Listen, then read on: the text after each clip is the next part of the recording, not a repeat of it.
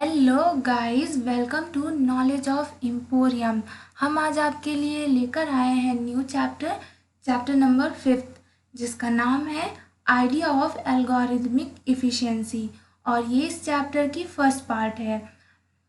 तो इससे पहले हमने चैप्टर 4 तक की वीडियोस अपलोड कर चुके हैं। अगर आपने उन वीडियोस को नहीं देखा है तो हमारे चैनल की प्लेलिस्ट में जा कर के देख सकते हैं।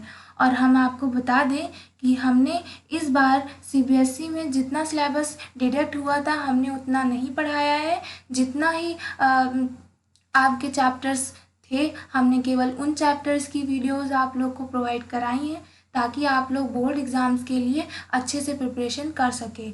तो आप हमारी इसी तरह वीडियोस देखते रहिए और हम आपके लिए इसी तरह वीडियोस बनाते रहेंगे।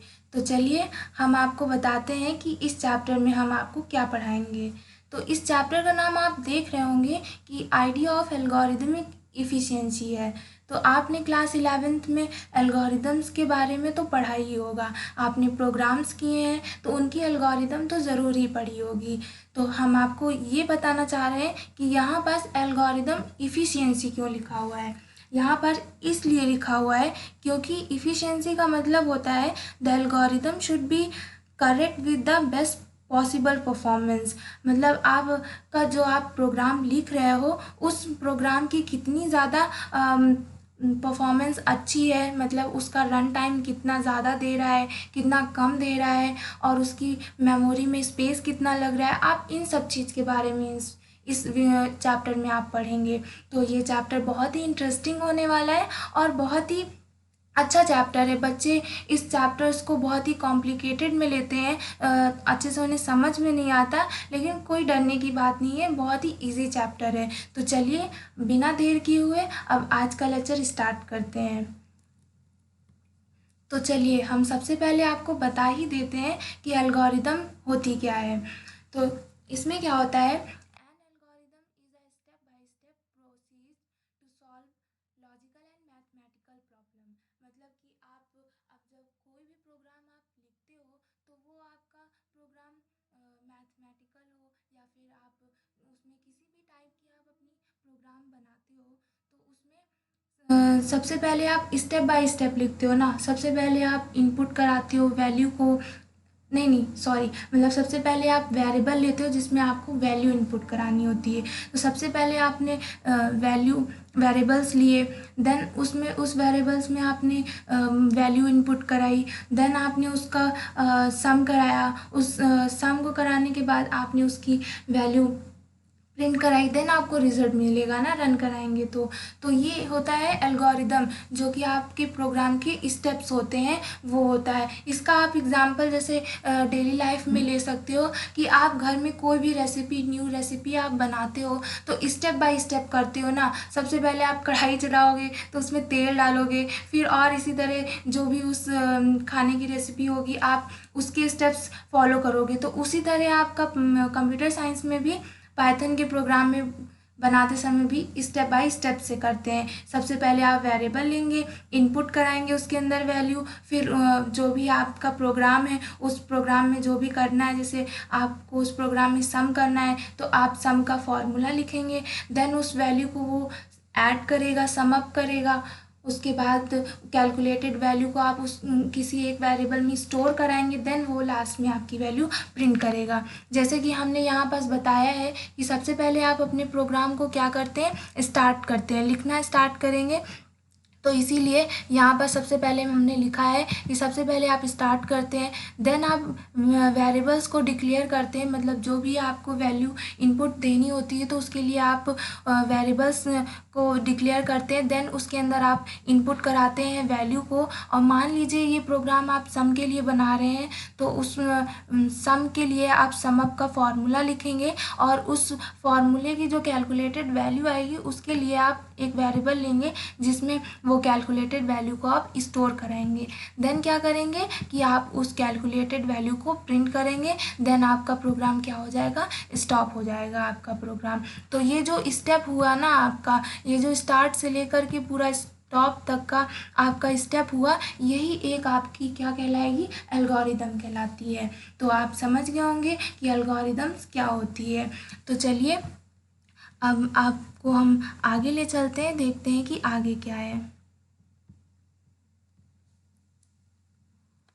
आगे है, it is important to measure efficiency of algorithm before applying its on large scale.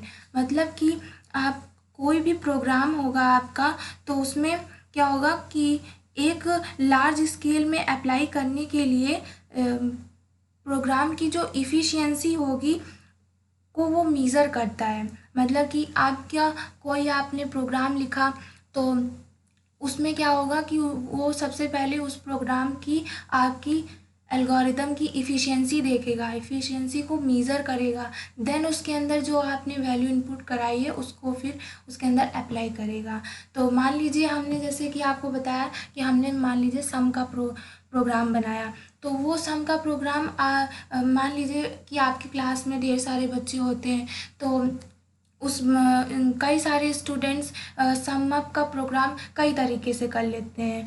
तो मान लीजिए किसी एक बच्चे ने सिंपल फंडा अपनाया, मतलब कि डायरेक्ट वेरिएबल्स लिए और सम का फॉर्मूला लिखा, देन उसने वैल्यू प्रिंट करा दी, डायरेक्ट कर दिया। किसी ने डेफ फंक्शन का यूज़ करके किया, जैसे कि हमने यहाँ पास पूरा डेफ फंक्शंस का यूज़ करके इस प्रोग्राम को पूरा बनाया है। तो किसी बच्चे ने ये फॉलो किया रूल, लेकिन किसी बच्चे ने रिकर्शन का यूज़ करके किया, किसी बच्चे ने इटरेशन का यूज़ करके इसी प्रोग्राम को किया। तो कई सारे बच्चे होंगे कि अलग अलग मेथड से इस सम अप का प्रोग्राम करेंगे। तो जो उसकी एल्गोरिदम की इफ़िशियंसी होती है ना, वो भी अलग अलग तरीके से आती है। तो इसका जो रन टाइम होगा, रन स्पेस होगा, वो भी हर बच्चे का अलग अलग आता है। तो वही है इसमें कि जो आपकी एल्गोरिदम की इफ़िशियंसी होती है वो मेज़र करता है एक लार्ज स्केल में। और हम यहाँ पास एक चीज़, बहुत इम्पॉर्टेंट चीज़ बताएंगे आपको। जैसे कि आपने मान लीजिए कि ये सिंपल हमने प्रोग्राम बनाया और बहुत ही छोटी वैल्यू हमने इनपुट कराई थी इसमें। जैसे कि आपने देख रहे होंगे कि a की वैल्यू हमने 4 दी और d की वैल्यू हमने 3 दी, तो ये बहुत ही जल्दी से कैलकुलेट करके दे देगा। लेकिन मान लीजिए यहाँ पास आप बहुत बड़ी वैल्यू देते और बहुत सारे वैल्यूज़ का आप इकट्ठे सम करवाते, तो यहाँ पास क्या होता कि आपकी जो एल्गोरिदम की इफ़िशियंसी होती वो थोड़ी सी ज़्यादा होती, क्योंकि ये इतनी जल्दी नहीं कैलकुलेट कर पाता। तो उसके लिए हम लोग क्या करते हैं, कंप्यूटेशनल कॉम्प्लेक्सिटी का यूज़ करते हैं। तो चलिए हम बताते हैं आपको कि कंप्यूटेशनल कॉम्प्लेक्सिटी क्या होती है। तो उसको हम बताने से पहले ये बताएंगे कि ये एल्गोरिदम किन के ऊपर डिपेंड करती है। तो the performance of algorithm depends upon many external and internal factors. मतलब कि जो आपकी एल्गोरिदम होती है वो इंटरनल और एक्सटर्नल फैक्टर्स के ऊपर डिपेंड करती है। कैसे, देखिए इंटरनल में क्या आएगा आपका कि उसका टाइम और मेमोरी रिक्वायर टू रन, मतलब कि आपका प्रोग्राम जो होगा वो कितना टाइम ले रहा है रन होने में, और आपका जो प्रोग्राम है उस कंप्यूटर में जो मेमोरी है, मेमोरी स्पेस है, वो उस मेमोरी स्पेस में आपका प्रोग्राम कितनी स्पेस ले रहा है वो सब देखता है। तो वो सब किस में आता है, आपका इंटरनल फैक्टर में आता है। एक्सटर्नल फैक्टर में क्या होगा कि साइज़ ऑफ इनपुट, मतलब कि आपकी जो भी साइज़ होगी, आप जो वैल्यू इनपुट कराएंगे एल्गोरिदम्स की, उसकी साइज़ कितनी होगी। स्पीड ऑफ कंप्यूटर, मतलब आपकी कंप्यूटर की स्पीड कितनी है, स्लो है, फास्ट है। बहुत ही तेज़ चलेगा तो आपका प्रोग्राम तुरंत एग्जीक्यूट होके आपको मिल जाएगा, अगर स्लो होगा तो आपका कंप्यूटर थोड़ा टाइम लेगा आपके प्रोग्राम को रन करके और वैल्यू देने में। देन लास्ट क्या है, क्वालिटी ऑफ कंपाइलर। आप कंपाइलर समझ रहे होंगे, यहाँ पास कंपाइलर का मीन्स है कि आपने प्रोग्राम लिखा, देन वो कंप्यूटर क्या करेगा कि आपके स्टेप्स को चेक करेगा कि आपने स्टेप्स कितने कहाँ पास कितनी सही किए हैं। क्वालिटी ऑफ कंपाइलर, तो हर कंप्यूटर्स में अलग अलग होती है कंपाइलर्स, मतलब चेक करने का तरीका अलग अलग होता है। होता है। तो किसी कंप्यूटर में तेज़ हो सकता है, स्लो हो सकता है किसी में। तो ये कुछ फैक्टर्स हैं जो कि है हम लोग किस में आते हैं, एक्सटर्नल में आते हैं। तो ये थे एल्गोरिदम जिसके ऊपर वो डिपेंड करते हैं। आई होप आपको समझ में आया होगा। देन अब आगे चलते हैं। तो हम बता रहे थे कि आप लोग कैसे मेज़र कर सकते हैं। कैसे मेज़र कर सकते हैं आप लोग एल्गोरिदम्स की इफ़िशियंसी को? Computational complexity. The term computational complexity is made up of 2 words. ये जो कंप्यूटेशनल कॉम्प्लेक्सिटी है ये आपका 2 वर्ड से मिलकर बना है। पहला कंप्यूटेशन एंड सेकेंड है कॉम्प्लेक्सिटी। तो हम आपको बताते हैं कि इनका मीन्स क्या होता है। तो सबसे पहले देखते हैं कंप्यूटेशन मीन्स क्या होता है। इसमें क्या होता है? Involve the problem to be solve and the algorithm to solve them. मतलब आपकी जो भी आपने मान लीजिए प्रोग्राम लिखा, लिखने का तरीका जो हुआ या फिर उसे सॉल्व करने का जो तरीका हुआ वो आपका किस में आता है? कंप्यूटेशनल में आता है। और कॉम्प्लेक्सिटी में क्या होता है कि complexity refers to measure of efficiency of an algorithm, how much resources if efficient for this algorithm. मतलब कि आपकी जो एल्गोरिदम है उसमें कितनी ज़्यादा इफ़िशियंसी है, मतलब कितनी ज़्यादा परफॉर्मेंस आपके प्रोग्राम की अच्छी है, आपके प्रोग्राम की कितनी एल्गोरिदम्स इफ़िशियंट है। कॉम्प्लेक्सिटी वो मेज़र करता है उसमें आपके प्रोग्राम की। और how much resources is efficient for this algorithm, और उस एल्गोरिदम की कितनी रिसोर्सेज होती है, मतलब कितनी सफिशिएंट रिसोर्सेज होती है उस एल्गोरिदम की कॉम्प्लेक्सिटी को मेज़र करने की।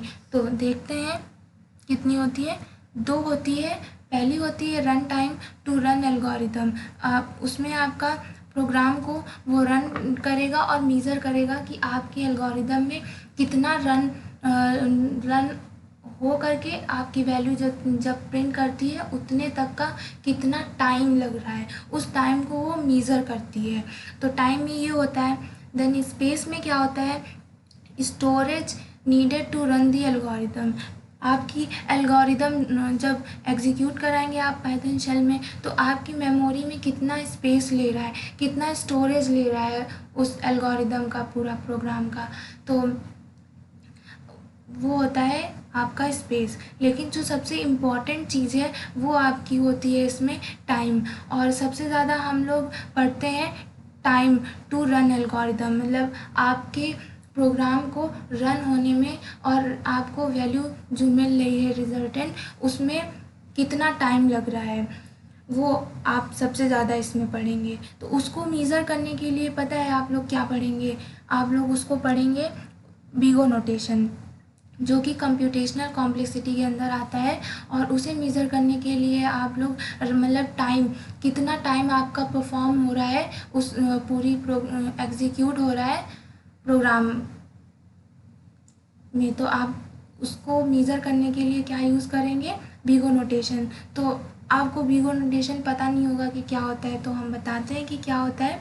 बीगो notation is a particular tool for assessing algorithm efficiency. मतलब कि ये एक एल्गोरिदम का बहुत ही पार्टिकुलर मेथड होता है जिसे हम लोग मेज़र करते हैं रन टाइम के लिए। इट्स डिस्क्राइब द परफॉर्मेंस और कॉम्प्लेक्सिटी ऑफ एन एल्गोरिदम। और जैसे कि हमने अभी बताया कि ये जो बीगो नोटेशन होता है वो आपके प्रोग्राम की परफॉर्मेंस की कॉम्प्लेक्सिटी को मेज़र करता है कि कितनी कॉम्प्लेक्सिटी है, कितनी आपके प्रोग्राम की परफॉर्मेंस अच्छी है, कितनी ख़राब है, कितना टाइम ले रहा है, वो सारी मेज़र करता है। और कैसे मेज़र करता है? O(n)⁻²। ये कुछ मेथड होते हैं, आगे इसके मेथड हम बताएंगे अगली वीडियो में आपको। तो हमने आपको बता दिया कि बीगो नोटेशन क्या होता है, बट इसको हम लोग मेज़र कैसे करते हैं, इसके प्रोग्राम में हम लोग कैसे पता लगाएंगे कि कौन से प्रोग्राम में कितना टाइम लग रहा है। तो आप लोग इसे मेज़र भी कर सकते हैं और वो चीज़ बहुत ही इंटरेस्टिंग होने वाली है। तो वो चीज़ हम आपको अगली वीडियो में पढ़ाएंगे। तो इस वीडियो में हम यहीं तक पढ़ाते हैं और ज़्यादा लंबी हम इस वीडियो को नहीं करेंगे। अगर आपको हमारी आज की वीडियो पसंद आई हो तो हमारी इस वीडियो को लाइक शेयर करना और कमेंट करना बिल्कुल ना भूलें और सब्सक्राइब भी ज़रूर करिएगा। Thank you for the watching.